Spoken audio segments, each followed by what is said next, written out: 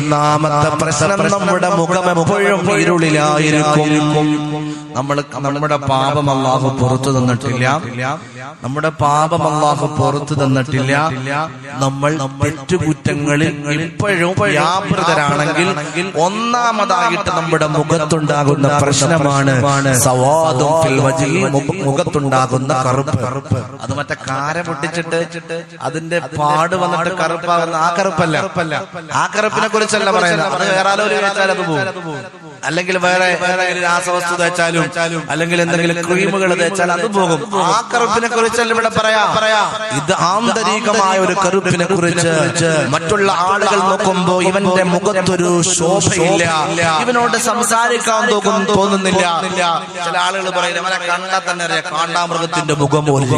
അങ്ങനെ കറുത്തതുകൊണ്ടല്ല പറയുന്നത്, അവൻ എന്തോ ഒരു പ്രസന്നതയില്ല അവന്റെ മുഖത്ത്.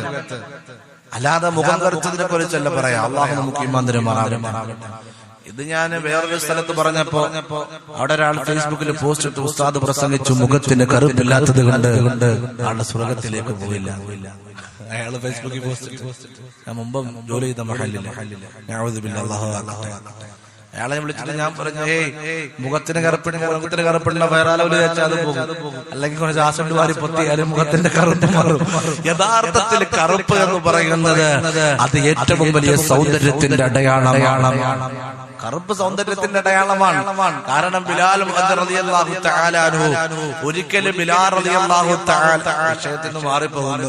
ബിലാൽ റളിയല്ലാഹു തആല അൻഹുവിനെ അബൂദർ റളിയല്ലാഹു തആല അൻഹു ഒരിക്കൽ എന്തോ പറഞ്ഞ സമയത്ത്, അല്ലയോ കറുമ്പിയുടെ മോനെ, അല്ലയോ കറുമ്പിയുടെ മോനെ, നീ കറുത്തവരുടെ മോനാണെന്ന് വിളിച്ചു. ഉടൻ തന്നെ ബിലാൽ റളിയല്ലാഹു തആല അൻഹു പൊട്ടിക്കരഞ്ഞുകൊണ്ട് ഇലാ ഹദറത്തി റസൂലില്ലാഹ്, അല്ലാഹുവിന്റെ റസൂലിന്റെ അടുക്കലേക്ക് ബിലാൽ മുഅദ്ദിന് പോവുകയാണ്. എന്നിട്ട് പറയുന്നു,